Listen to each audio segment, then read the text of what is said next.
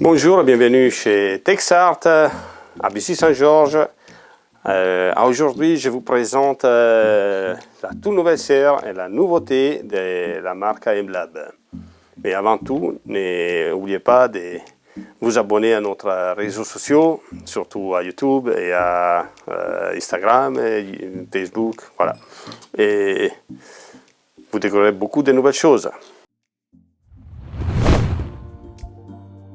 Voilà, ici c'est les nouveaux amplificateurs intégrés, les plus petits de la marque AM-Lab.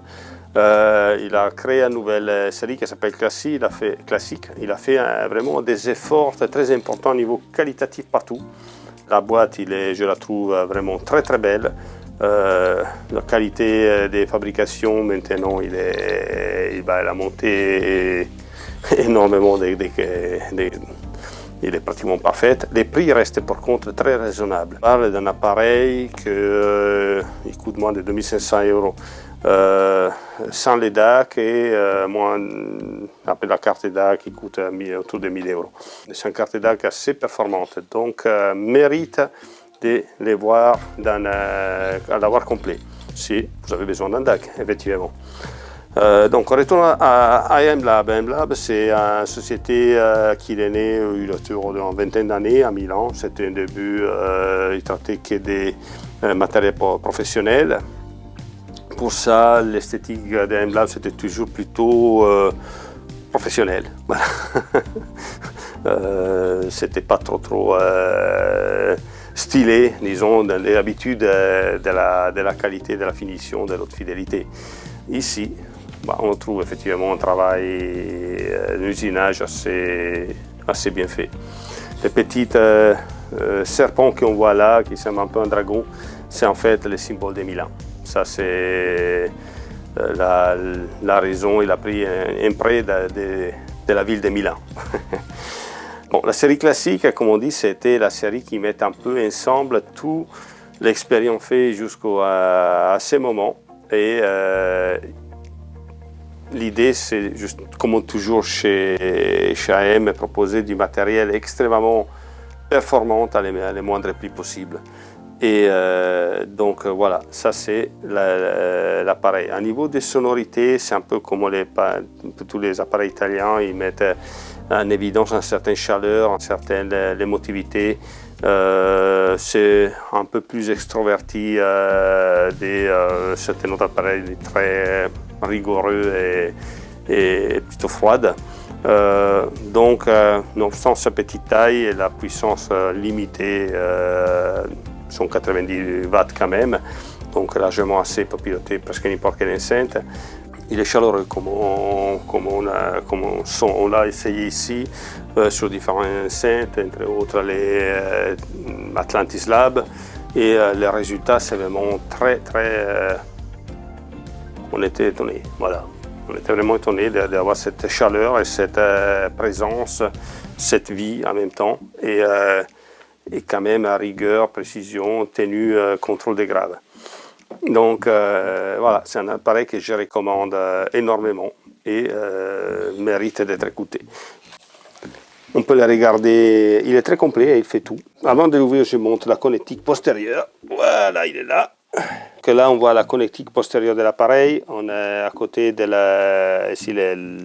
l'alimentation avec son petit fusible en KU. Et on voit toute la panoplie des connecteurs. Donc les connecteurs enceintes qui sont des grosses tailles pour mettre bananes et fourches, même de grosses dimensions.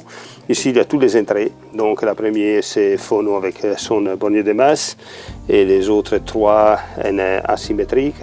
Après, il y a deux symétriques. Je crois que l'appareil est symétrique comme conception. Ici, on a la sortie, si on veut enregistrer. Et là, on a les pré-out et l'amp-in. Donc, on peut tout faire. On peut l'utiliser comme direct, ou comme amplificateur, comme bloc de puissance, ou comme intégré. Ou comme pré-amplificateur. On peut tout faire en fait. Voilà. Donc là, on peut l'ouvrir et on verra comment il est fait à l'intérieur. On voit l'appareil est très bien conçu, très bien fabriqué. Dual mono, deux transformateurs de plutôt grosse taille, un pour chaque canal. Donc c'est déjà un bon point de départ. On voit ici la carte DAC avec la carte USB à Manero. Et on voit aussi ici les transformateurs qui permettent de contrôler la logique. Donc 3 transformateurs, un pour chaque canal, plus la partie numérique totalement séparée. Ce sont 4 transistors par canal. Donc un double transistor, un push-pull. Et il a un petit parti, quelques watts en classe A. On parle d'autour de 5 watts en classe A. La disposition, vous voyez, est très bonne. On a ici des condensateurs de forte capacité sur l'alimentation qui accompagnent déjà des transformateurs de forte capacité courante.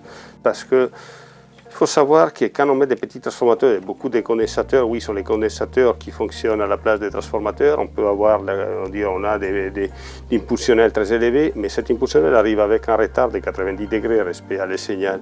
Et notre oreille le perçoit. C'est une sensation de lentitude, c'est une sensation de...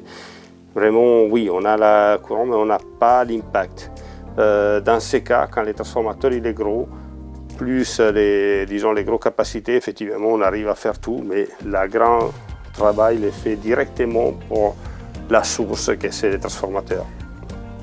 Et plus le transformateur est gros, plus le résultat est meilleur. Pas forcément pour la courante en soi qu'il est capable de générer, mais aussi parce que son impédance est plus faible, parce que la section des câbles est plus gros. Donc il a un contrôle plus important sur les enceintes. Il ne faut pas oublier que les facteurs d'amortissement, c'est le rapport entre les 8 ohms, disons, de notre charge de l'enceinte et la résistance du transistor quand il est totalement vert. Fait qu'en théorie, c'est 0, très très faible pour les transistors, mais le transistor, il prend le courant de où il arrive jusqu'au transformateur. Donc, si quelqu'un vous dit des facteurs d'amortissement trop importants, disons supérieurs à 80, bon, probablement il prend les valeurs du transistor, qui ne veut rien dire. Il faudrait qu'il prenne les valeurs de tous les circuits, que ça, effectivement, il vaut les valeurs finales. Donc voilà, dans ce cas, je peux vous garantir que cet appareil contrôle bien les enceintes, et maintenant qu'on les regarde dedans, on comprend même aussi pourquoi. Il ne vous reste que venir l'écouter. On est ici à Bussy-Saint-Georges, nouveau auditorium. Ici, vous trouverez pratiquement différentes habitations, vous trouverez différents auditoriums. Bientôt, on aura 6 très différents, chacun pour des styles de musique différents. En fait, vous trouverez, et si vous n'avez pas cherché la marque, vous venez à chercher les sons qui vous conviennent. Merci beaucoup et à bientôt. Au revoir.